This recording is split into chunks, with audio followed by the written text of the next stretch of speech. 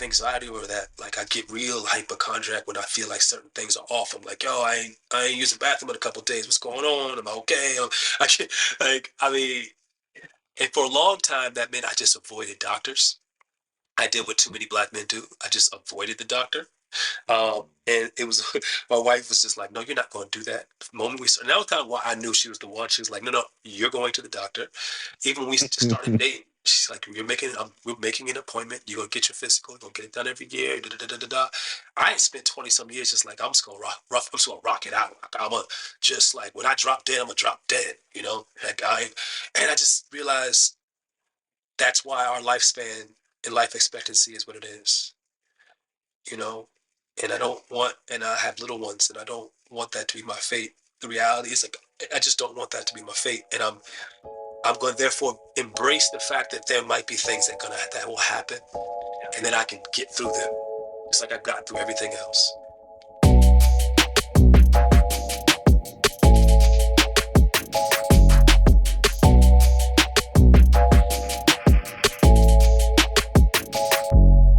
Hey, what's up, folks? Welcome to the Taking Off the Mask podcast. My name is Ashanti Branch, and I'm glad you've joined us.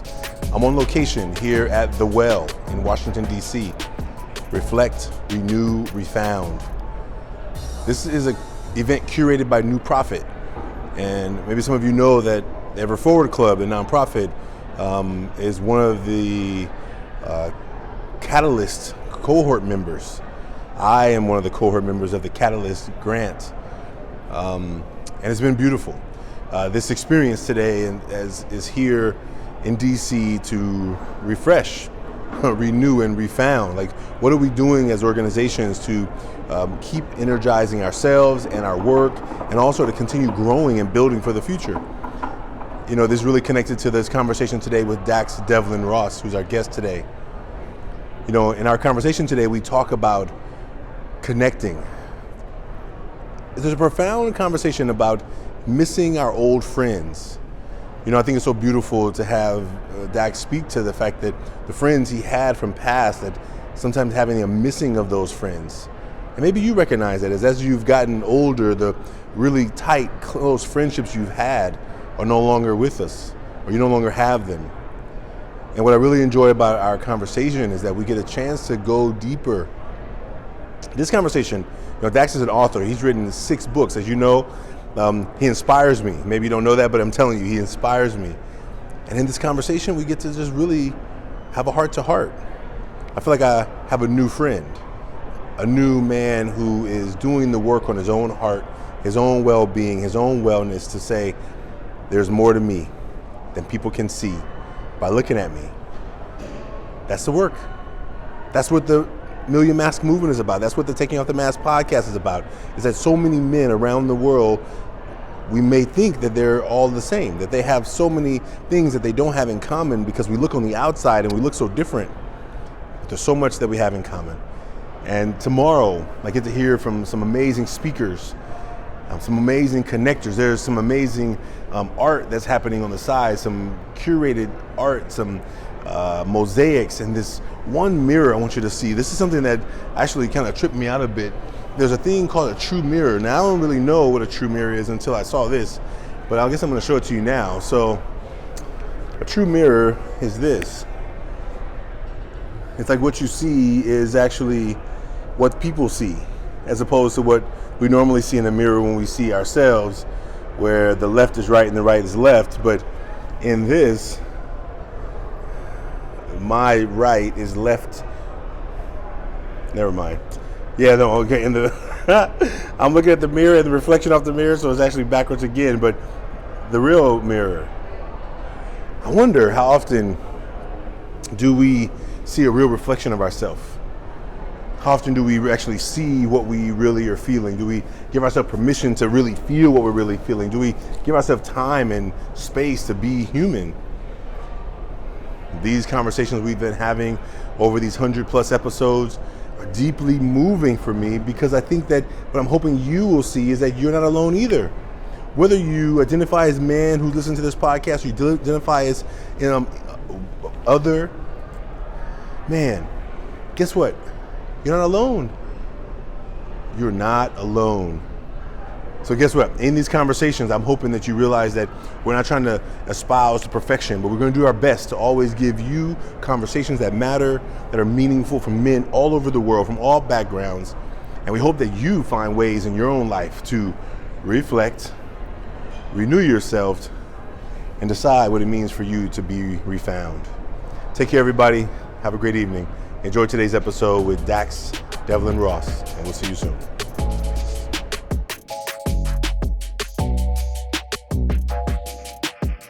Dax, welcome to the Taking Off the Mask podcast. I'm so glad to have you here.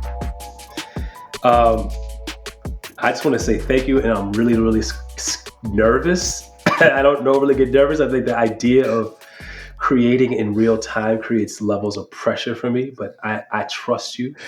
I'm really excited to be here. Thank you for having me. Thank you. Well, thank you for your trust, man. Thank you for your trust.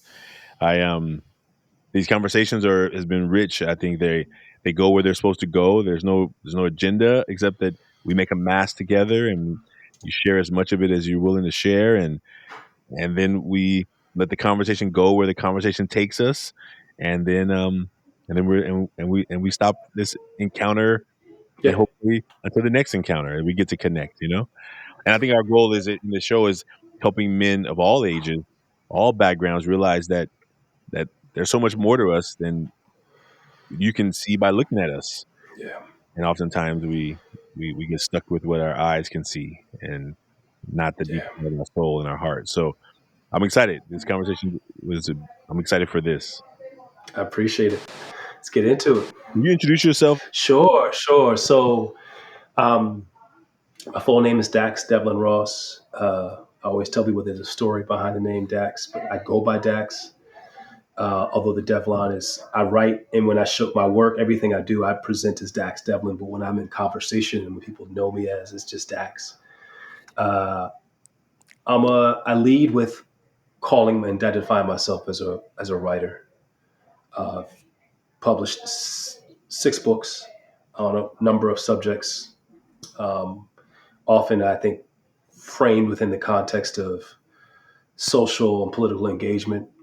Sometimes that's history. Sometimes that's essays, personal essays. Um, Sometimes it's crime fiction and novels. So I've done a variety of different kinds of writing. I've also written for a lot of magazines, been an investigative reporter. And then I have a whole other life that I've led as an organizational leader, and which is dovetailed into organizational change work, where I do a lot of work with organizations big and small. Some you, if I were to say the names you are familiar with, some you may not be as familiar with, where I really try to help people and organizations get in alignment with themselves, which is to say, there's often a thing that they say they want in the world, a set of values that they aspire to, but as with any of us, we can sometimes fall short of that. My job is to sometimes gently, sometimes a little less gently, guide people towards their truth and to be better and to get clear about that with themselves. And that work shows up as sometimes it's facilitating, sometimes it's coaching, sometimes it's assessment work, culture assessment work, sometimes it's strategy work, sometimes it's designing new initiatives with people, but always at the center of it with the lens around specifically honed in on equity. My belief in my work is focused around creating spaces where, based on my own history of exclusion and my ancestry of exclusion, they're about creating spaces where everybody can thrive, where everybody can be present, everybody can have access, everybody can be fully realized. Work is the place where we live so much of our lives now. It's an incontestable aspect of our lives. We have to work. We have set up a society and an economic arrangement where that demands the majority of us, the vast majority of us, work to earn our keep. And so that means we need to pay special attention to the workspaces that we ask people to enter, whether virtually or physically, and to ensure that there are places that are centered for human beings to live and thrive. And so I find that that's my work, and it's a real gift to be able to do that work. So these worlds operating in alignment with each other, they operate separate from one another, but that's who I am. Yeah. Thank you for that. I liked when you said a world where everyone can thrive. Yeah. A world where everyone can thrive, and that's what I envision. I mean, I envision this world primarily in the Ever Work Ever Forward, with our young men can thrive, where they're not confined to this idea that here's how I have to be, that is so narrow and so locked in that they can't break free. They can't break free, and their talent and their brilliance get stuck, And I think that, I mean, I remember times just growing up in terms of this work, it's like where I was like hiding good tests in my backpack. Right, I got the results back. It was a good score, but my friends during the test were asking me to cheat, and I was like resisting, and I was like not, and then I Yeah. felt guilty that I know I got a good score and they Of didn't, course. and that idea of like how many times I almost let that get in the way of a life I get to live today, where I don't have to, I feel free, can you hear me okay, Dax? You can't hear me. Can you hear me? Oh, back. Hey, Dax, welcome back. We had a little bit of technology there that was wild, right? I What imagine happens? since you're an author of like 6 books, you probably have been on a lot of interviews, yeah? Over the years, yeah, I've done a few of them. I get a chance to run my mouth from time to time, and feel a lot of privilege in that, in the sense that it is something that I do regularly enough that I am comfortable doing it. And I feel like it is a space that I'm comfortable occupying. Yeah. Yeah. And I think that one time I think about the ideas that, there's so many podcasts out there and so many interview platforms you've been on, but like, did you know the movie Inside Out? You know the movie Inside Out? Where it talks I about, watched it with my daughter multiple times in the last 20. That I got teary eyed the first. I was like, oh my god, this making it hurt my heart. No, it's beautiful. It's a beautiful film. Yeah. long-term memory. So we just added another long-term memory. Be like, man, I remember that podcast. The freaking thing didn't work. This is true. It's There we true. go. It distinguishes itself in its own way. It distinguishes itself. But I'm also going to probably distinguish myself in how bad my art is going to be. But it will not be Oh, a measure of the quality of the thing. You know, that's I right. you know, as you were talking before the break, you were talking about guilt, and I identify shame as also a part of it. Yeah. And something that I don't necessarily know that I felt I had the latitude to explore as a young black kid growing up in the 90s was the validation of the guilt and shame that I felt and experienced around being a kid who didn't struggle in school, who had two parents who loved him, and not to say anybody else has done, but like who were very present in my life, Yeah. had the ability to go to really, really high quality school, play. Like I felt a lot of guilt around my class access. And I felt in many ways, and I had a crew of friends, and we all were feeling that guilt because all of us as black boys didn't know we were, our parents had struggled so much to get to where we were, to get us to the place we were, that our experience was not necessarily their experience. But so there wasn't really much guidance for us when we were teenagers around how to be with one another and how to deal with privilege, having some level of privilege, Yeah. and also to be in sort of predominantly white spaces where you're sort of feeling like you are an object of lots of scrutiny and otherwise being sort of judged. And so we turned a lot of our angst inward and turned it toward each other, and we were very, very hard on each other. We were hard on each other. And when you were telling that story, it made me think of a picture that I shared with a buddy of mine the other day that I'm going to share with you. Um, it's this picture right here of me in the '90s at a club in DC, baggy jeans, tank top on, Timberland boots. My boy has the same outfit on. We posing, me mugging. And I sent it to one of my friends who would have otherwise been in that picture. And he wrote back, man, a body language expert could write an entire thesis on this miserable presentation. And I said, And I wrote back to him, it's a concerted effort to diminish oneself into a stereotype. And he says back to me, just says so much. I can see my own sad self in that picture right next to y'all, wife beater, costume and all.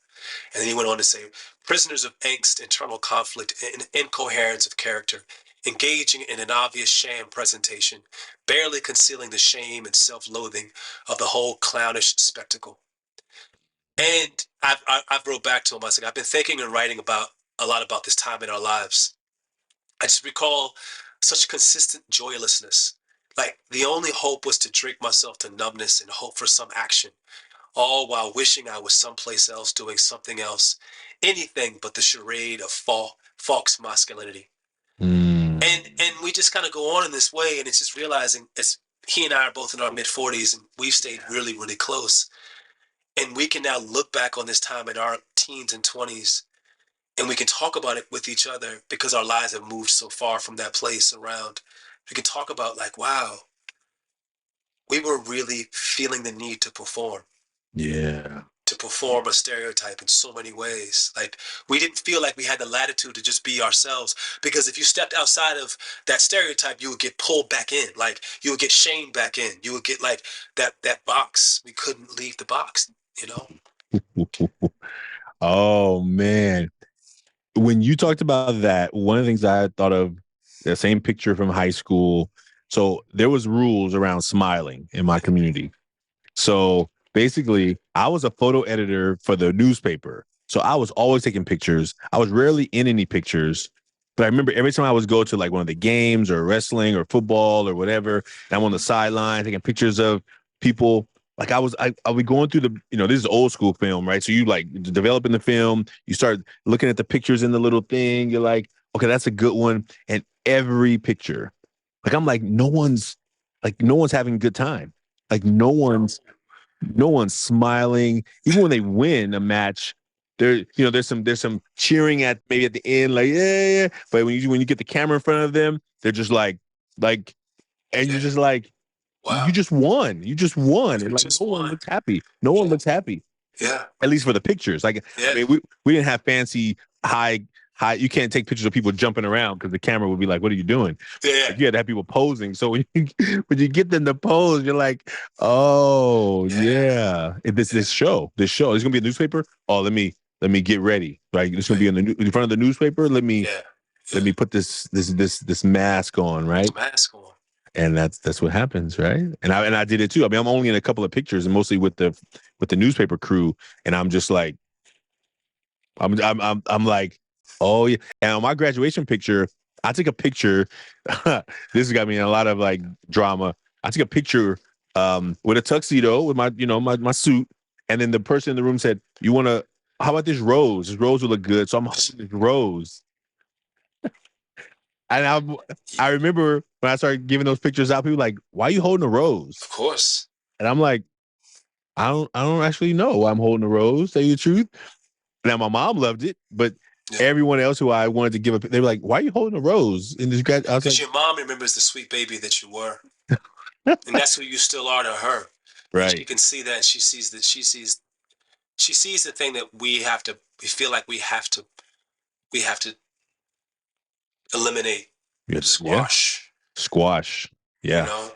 That's right. That's right.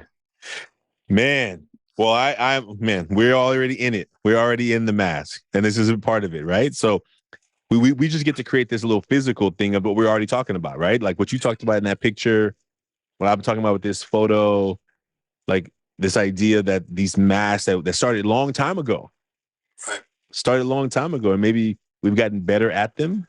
They're more refined. We got more toys to kind of to adorn them. Yeah. But they're sometimes still rooted in those old messages, you know? Yeah. So what we get to do is we get to make a mask. This activity, folks, if you're out there and you haven't made a mask, you can do that anonymously.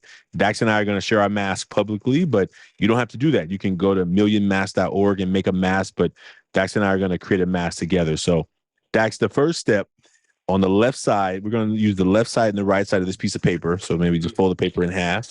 Yep. And the left side will be the front, and then the right side will be the back.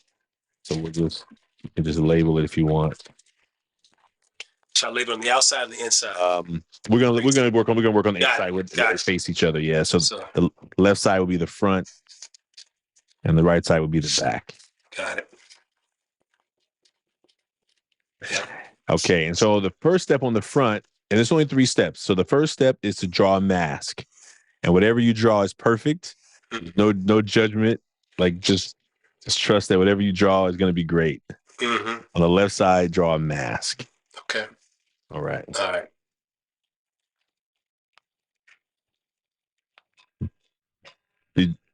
I'm on it. All right. Did you draw a lot growing up? No. I read a lot of comic books, but I didn't draw. I think my sister was the artist in our house, and when I discovered how good she was and how bad I was, I think I just, assumed that it was not a thing that I could do, which I've always had some feelings about. But anyway, be that as it may, it is what it is. Is she still a good creative artist? She it's funny, she decided recently that she's going to re-engage herself in her artistic side. Like, she's always been in theater, and she's put down the drawing.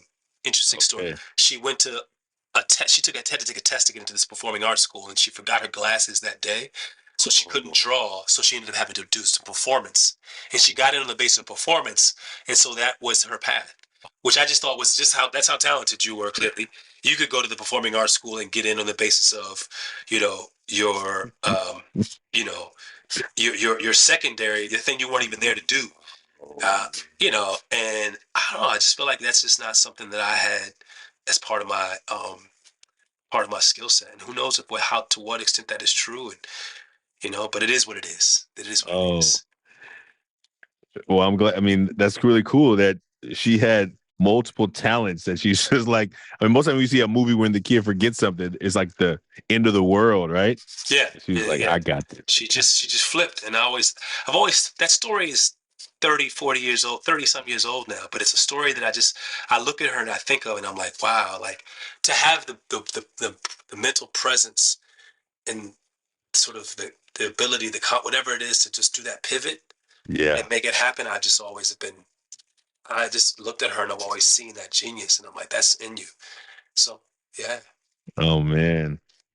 Well, now we have the front, the mask you drew. And now what you're going to do on that same side is you're going to write 3 words that are qualities of yourself that you gladly let the world see. What are 3 qualities or characteristics or things about yourself that could be a phrase, but a word or phrase on the left side of things you gladly let the world see?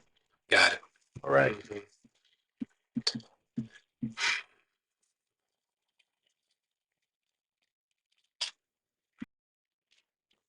Cool.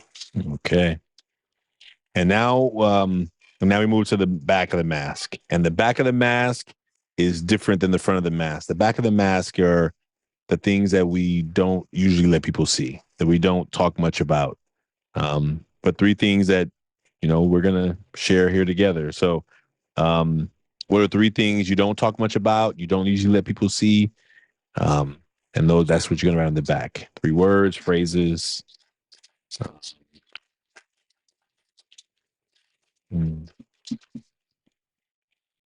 Okay.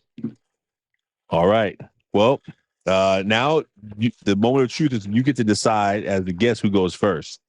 Ooh. So you get to decide, do you want me to go first or do you want to go first? You going first, man. Okay. First. You show me the way. Show me the way. Just a way. Just a way. All right, here we go. Here's my drawing.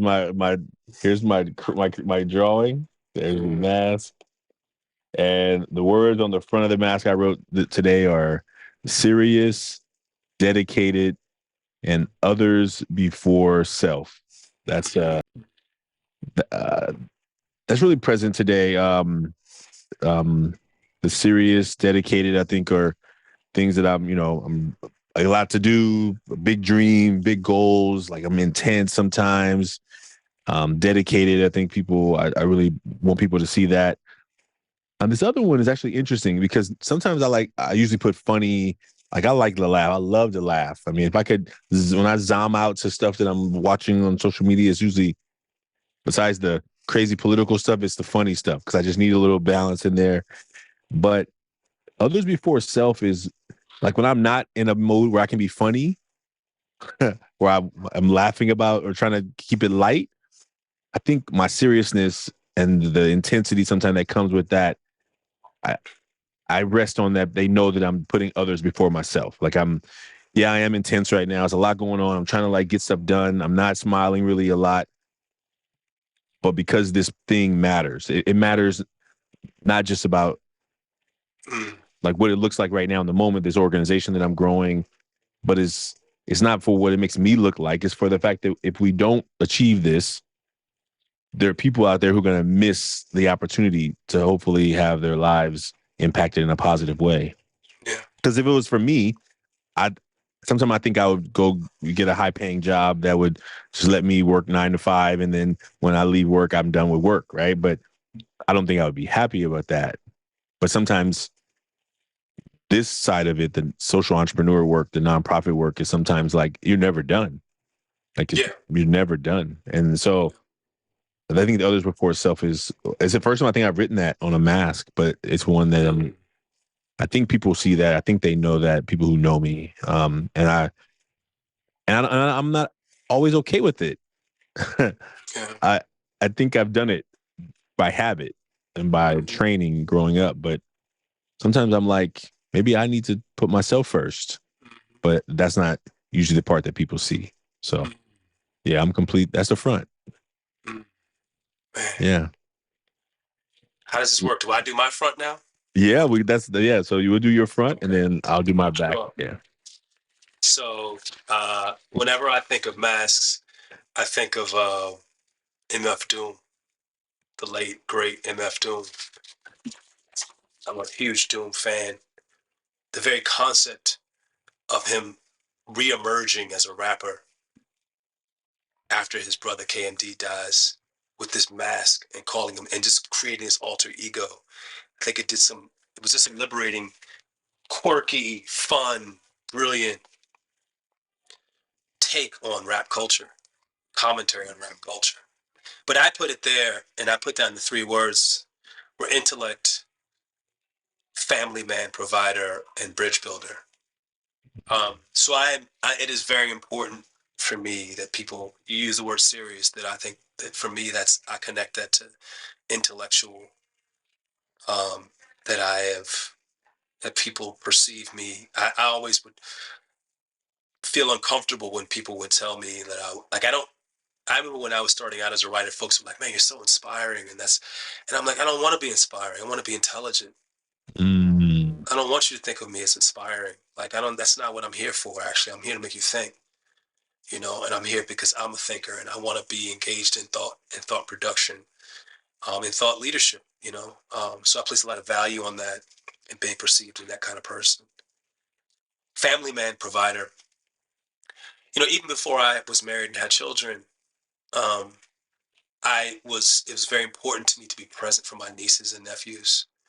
Very important for me to be present for younger people in my life that I mentored. Very important that they don't ever perceive me as needing anything from them.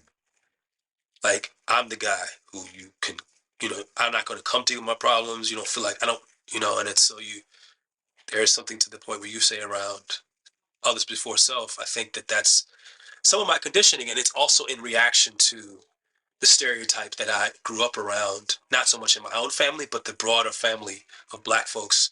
This perception of us not being family men, of not being oriented towards providing, which always was a lie. Was always a lie. It's always a lie. They took this little blip in time when crack was overrunning our communities and used that as the framing for who we are and who we've always been, which was never true. But when you're young and you don't know, and all you're seeing is these very limiting visions of yourself reported back, I felt I had to go to the opposite extreme and become super Negro, super Black man. So there's that. Then there's a bit, I call myself a bridge builder, and I think that that's a role I play in my work where I am never the hothead. I'm always the person who is trying to hold the sort of the diurnality of a situation, to be able to interact with the space in which truth is living in these two different sides of a point of an argument. While it is also, and it is hard work to do that, because I have my beliefs and I'm very clear in my beliefs, and I never want people to be perceiving me as some person who is without his own deep beliefs and convictions. But one of my deep beliefs and convictions is that we live in a society where people are hyper focused on getting their point across and having their point of view heard and seen, and not able, and therefore they do not develop the muscle and or ability to provide people the same space and latitude they want for themselves. So I've taken it upon myself to be someone who stands in that gap, who sits in that gap, who holds the tension of, and uses my social capital at times to do so. I use the capital that I've accumulated as a Black man navigating a whole bunch of spaces, as a person of integrity. I lend it in a variety of ways to a lot of different spaces, because I do believe that it is something I'm called to do, and it is a skill that I have, but it is something that I'm definitely comfortable bringing in. Yeah. Mm-hmm. Thank you, man. Beautiful, beautiful. I love that, like, intelligent versus inspiring. Like, I want you, like, what part of that? Like, that part. Like, I mean, I'm excited. I'm excited. Yeah. Yeah. Yeah. I think I want to, when you get to the back, I think I'm going to come back. It's going to come out again. It's going to come out again. So I'm going to come back to that in a minute, because Yeah. I feel it already. All right. Well, take a breath. Take a breath. Yeah. Take a breath. Okay. Oh, boy. Yeah. Okay. Now we're talking about the back. This is the stuff that we don't usually let people see. And okay, here's today's back. Tired, self-doubt, Mm-hmm. and worrier versus warrior. Mm. Like, I want to be seen more of like a warrior, like whatever problem comes, no problem, solution oriented, Yo. like purpose driven, like Right. going forward. And a lot of times behind the scenes, I'm just like, is this going to work? How are we going to get this done? How am I going to raise this money? How am I going to get this grant? How am I going to, can I can I take a vacation this summer? What about this Christmas break? And am I going to get it to take some time off? Am I like all the behind the scenes, like spinning, chattering primates that are repeating messages behind the scenes that are connected to the self-doubt. Like, sometimes, like I know that there's very few people who work harder than me. I know there's people who are smarter than me, but it's like, I can't work any harder. Like I can't work any harder. Like, I'm already borrowing hours from tomorrow. I'm already like staying up till 2:30, 3:00, borrowing hours from the next day, which is going to get paid back somewhere in either efficiency or in energy or in whatever. But I think those are things that I'm really, and I'm trying to get more effective. I'm more efficient. I'm working on my own personal effectiveness systems that I didn't even use that word till 2 weeks ago, 3 weeks ago, when talking to my coach. Like, what are my personal effectiveness systems? Because they were not effective. Through brute force, they were effective. Yes. Through Brute hard work, force. drive, and right. Anyway, those are the three that are feeling really resonant right now. And tired is one that people be like, my office manager should be like, oh, your eyes look great. You look tired. I said, I ain't tired. What you talking about? I'm good. What you talking about? I'm good. Now these people know. I mean, it's also the time of year. I feel like for me, my ideal work-life balance would mean I might take off the last 4 to 6 weeks of every year, because I just do so much between January and October that I just feel tired, man. I'm just ready for 23. I'm ready to close up shop. Yeah. I won't write nothing for nobody. I don't want to I just want to take some time and like sleep. To be really, really truthful, I just want to sleep and rest.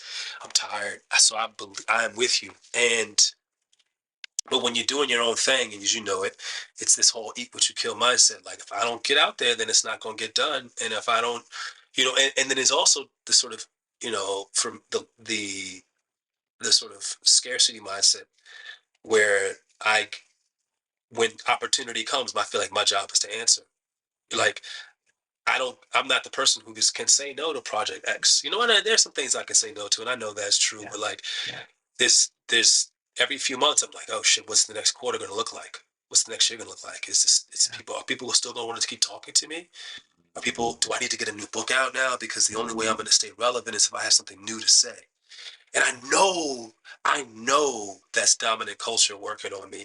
Yeah. But I still can't completely extricate myself from that dominant culture narrative, which I see it in artists, musicians, athletes, all sorts of folks who just can't pause. I'm like, yo, dude, you don't need another album right now.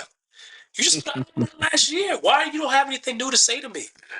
But but the anxiety is the labels that I need to do this and I got to keep the fans happy. I feel that on the level I operate in, I feel the same way. So, but I know I'm ripping off yours, and I want to just like let you know that I connect with so much of what you're saying and could have written down those same things myself. So what I wrote down a longing for connection and friendship is something I don't let people see. How deeply I long for friendship, particularly male.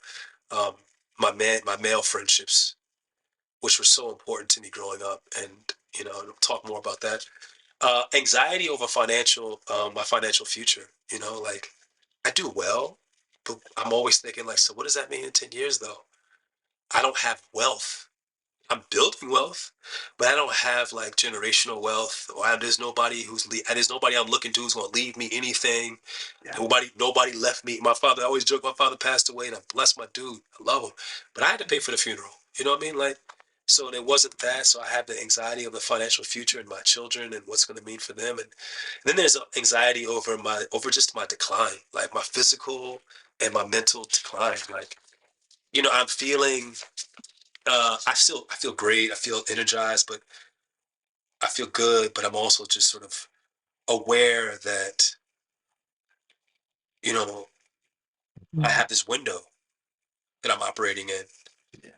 And I don't take my health for granted at all, but it is to say that I know that people, you know, start to experience mental decline. They start to experience physical decline, whether it's just that body's acting up or and so I have anxiety over that. Like I get real hypochondriac when I feel like certain things are off. I'm like, yo, I ain't used the bathroom in a couple of days. What's going on? Am I okay? I can't, and for a long time that meant I just avoided doctors. I did what too many black men do. I just avoided the doctor. And it was my wife was just like, "No, you're not going to do that." The moment we started, and that was kind of why I knew she was the one. She was like, "No, no, you're going to the doctor." Even when we just started dating, she's like, we're making an appointment. You're gonna get your physical. You're gonna get it done every year." Da, da, da, da, da.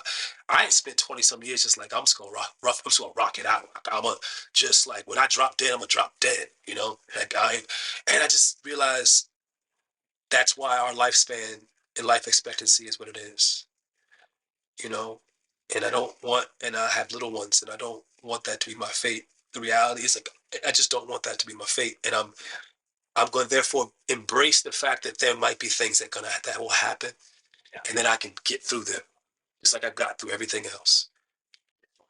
But those are the things that I don't let the world see. Is that those anxieties and that, but really that more recently that longing for connection.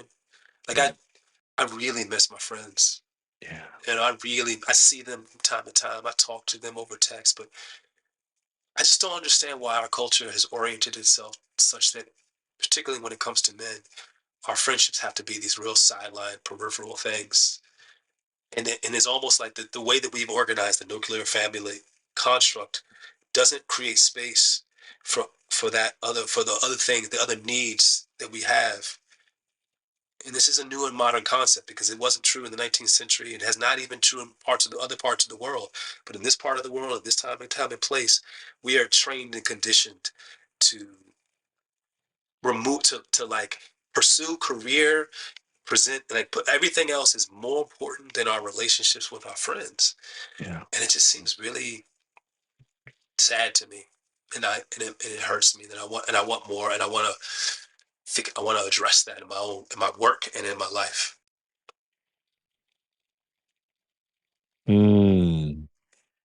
Thank you, man. When you start talking about the friendships, and a couple of things rang true. First of all, thank you for sharing those, and I that could have been the back of mine as well, and so many, and every one of them. Um, when you talked about, I think the one I want to touch on. I mean, I have a couple of them I want to, but I'm gonna touch on this one particularly. When you talked about like friends and connections, and Trevor Noah just recently had this little clip about men and intimacy. And he talked about it. The way he prefaced it was like, there's this article that's saying that men are not getting as much sex as they really want, right? And for lots of reasons, he said. But he then started talking about the idea that what maybe most men are missing, because even when men talk about having sex, after it's over, it's kind of over. It's like, oh, I finished that thing. I did that duty. I finished the mission. And then the emptiness comes back right after, because this idea that there was no intimacy in there. I think that men who are really willing to talk about their feelings and themselves have said, like, they really desire to have close connections. But but I think sometimes we've been trained to not want it. And so then you have to like, well, yeah, everything becomes sexualized, man. Yeah. Yeah. I'm reading a really powerful book right now that is actually helping me a whole lot, and that I think is, giving me some of the language and thing. It's called Deep Secrets, and it's about like boys and friendships. But the author talks about one of the sicknesses of our society is to sexualize everything, and so it's got connections in its roots in Freud and other various forms of scholarship that have permeated popular culture. It suggests that anytime a man expresses a need that is outside the bounds of sort of the heterosexual desire for sexual conquest, he must be gay, he must be this. So therefore young men is particularly are going to be very resistant to anything that has any potential connotations around their sexuality, particularly when you're just starting your own journey as a sexual being. And then it compounds, and it doesn't get reflected on, and it doesn't get challenged. And I do remember this moment in my own, like in my 20s, a buddy of mine and we went out, we were going to go hiking, because one of the things I like to do with my buddies, particularly back in the days, we would go hiking, because I like to hike, and I like to be out in the woods, and I like to just be in nature, and I like to reflect and talk and build, and it's athletic still, so I'm still working. But I remember my boy's mom said to us, so y'all just going to go by yourselves? Just the two of you? You don't want to bring any girls with you? And I was like, and that's 20 some years later, that still sticks with me. I'm like, it made it feel dirty. Yeah. I'm like, why did you have to do that? Like, why did your brain have to go there and even make that? Which is to say, like, if that was the case, that's our business. But if it's not, but what is this idea around how we're supposed to be together? And I think we get locked into all that stuff. Yeah. We get locked into it, and therefore we distance and distance and distance, and that deep desire never gets addressed except for really unhealthy ways. People find all these unhealthy ways to deal with it. But what I'm trying to call back into my relationships, it's not just like, yo, we do the Vegas weekend. I don't mean the Vegas weekend, actually. Yeah. I mean, I want to have regular contact and conversation with you. I want to be able to like connect with you about things that are going on in my life, and not feel like every time I talk to you, it has to be us sort of talking about our latest promotion at work, or the latest deal that we closed, or the da da da da. I'm like, yo, bro, like, later for that, man. Yeah. Well, how you doing? I'm here for you. That's right. So, yeah. Oh man, a friend of mine recently sent me a text, and he was like, "Hey, I need some prayer. There's some wild things going on right now." And I'm like, "Oh man." So I said, "Hey, brother, I'm praying for you. Hey, you want to talk about it? You want to, make some time to get on a call?" And he was like, "No, I'm working through I'm working through it right now." And I'm like, "Yeah, but I know you're working through it, but you sent this text like with this, the energy of the first text was then almost like, now don't ask any questions. I just wanted to like drop it out there. And I'm a caring person. So I'm like, well, hey, I respect your space, and just know that you don't have to carry this alone. Right. And then the next text I got, oh, problem solved. I figured it out. And I'm like, yeah, but like I wanted to I can fix it. I'm here to fix it for you. But I mean, to like to be in that space where you know that like sometimes we just need somebody to be able to just help hear us. That's it. Right? And just hear us. And I think that sometimes we miss those opportunities. And I think, I told him afterwards, he told me what it was because it was a testimony as opposed to talking about it while it was a challenge. Yeah. I'm like, yeah, thank you. I said, is there a reason you didn't want to share with me before? Right. And I think like I was like, I really want to know, like, how is it that you're willing to tell me that you successfully achieved the intended goal, but while you were going through the rough time, you didn't want to like you didn't want to let that part go. And I think this idea of what failure means to ourselves and others, what it means to, what if he wasn't successful? Would he have told me? And I think I want us to, I believe in the need of those relationships to be both when the good and when stuff is like really tough and challenging. So without a doubt. Man, oh man. As we're coming to, thank you for sharing the mask. First of all, I think we talked way more before the mask, but I think this is your first time making a mask. Is your first time? It is. Yeah. How did it feel? How did it feel either after now that you've already done it, or how did it feel as you were putting the words on the paper? I feel like, I have the benefit of being somewhat in touch with what's really going on, what's really good with Dax. Yeah. Because my work kind of demands it in the sense that if I'm not showing up for myself, or if I'm not being honest with myself, there's no way I can really help people do that with themselves in their work situations or in their life situations. So, but that doesn't mean that work is being done or that there's attention to it. Like I don't necessarily have spaces where I could go to do this sort of thing. And so the how was that it was it was energy like releasing in the sense that clearly these are things that have been holding, that's particularly stuff on the back, I've been holding it up. Yeah. And it's also just powerful to see the things that I carry and allow people to see and ask myself, is that okay? Do I want to see more?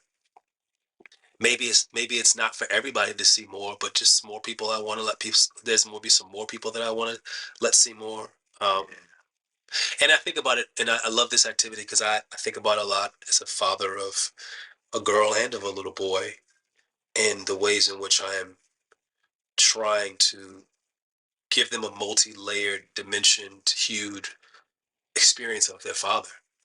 Yeah.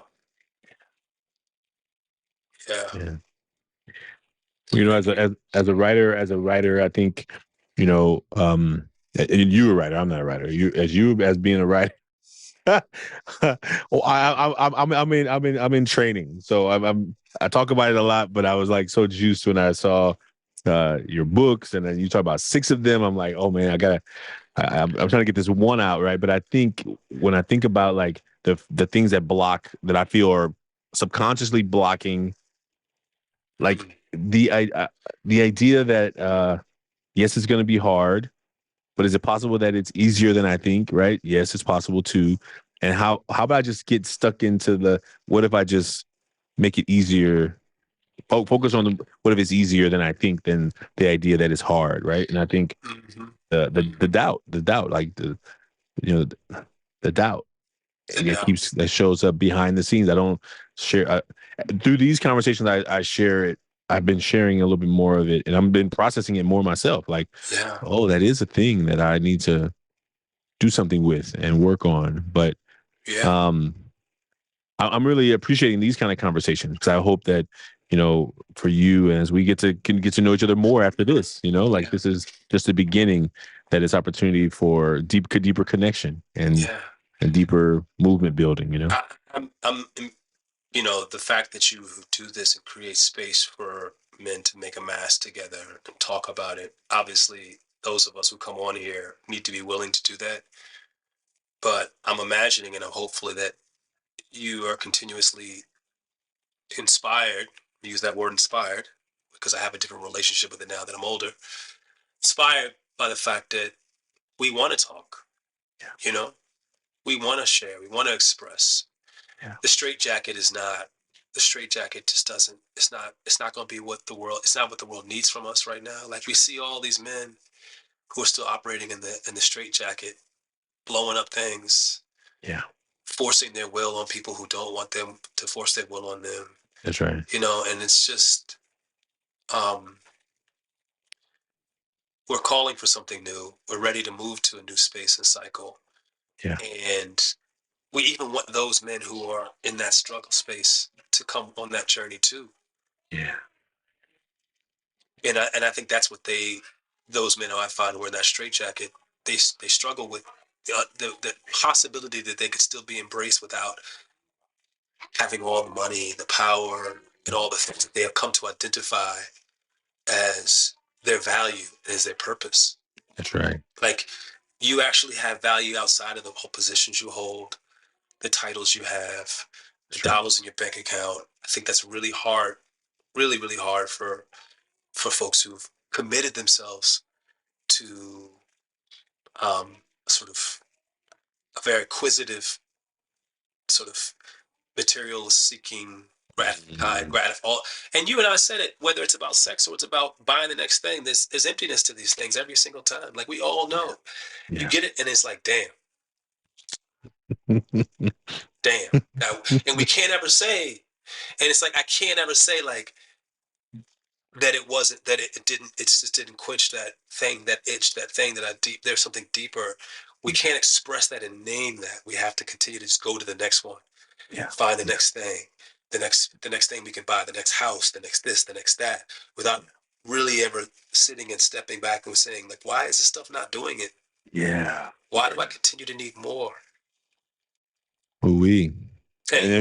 And with that, I'll say one last thing I'll say is that in what we see with our young men here in the Bay Area, now that there's such an easier access to these mind-numbing substances, they don't get that once they've numbed themselves with one and it's not enough, the hunt for something else is right around the corner, and trying to help them understand that just because it's available and easy accessible doesn't mean that you should be doing it, right? And everyone has their own journey and they can do what they need to do. But what we try and see is that what are you actually looking for?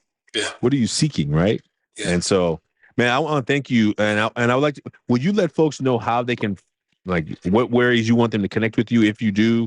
But what are the ways that your work, people out there who may be interested in hearing more about your work or knowing more about the work you're doing, like what ways you want them to connect with you? Sure. I like to think I'm fairly, just type, there's not that many Dax-Devlon Rosses in the world. You type me into Google, type in Dax-Devlon Ross, and you'll see my website. You'll find me on LinkedIn. You'll see some things I've written, some interviews I've done. So I think starting there, or if I'm on LinkedIn, just Dax-Devlon Ross, or my website is just at dax-dev.com. And I'm usually really good about getting back to people and connecting, because I do feel like that's part of the work as well. Part of the work is responding to people. That's one of the things that I always, and I know it can be overwhelming for folks, particularly people who are, experiencing fame, to kind of be responsive. But when people reach out to me with a genuine inquiry about any number of things, my intention and my actions are to try to get back to people. So yeah, I invite that, that's why I do the work, is to spread it. It's not just to hold it. So thank you for making this space.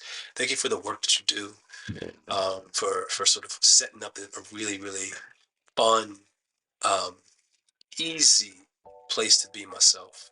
And it just means a lot to me that you're the one doing what you do, bro. Thank you, brother. And you're doing it. It's you. Thank you, man. I appreciate you. And I'm looking forward to this just being the beginning of a new connection. And I appreciate you. That's right. We'll have all those notes. We have all those in the show notes. We'll put all the links there in the show notes. And I appreciate you for being here today. And thanks for making time. Without a doubt. Happy right on, folks. You enjoy your evening. I'm about to go see the babies. All right. Fantastic. All right. Take care. Be well. Peace.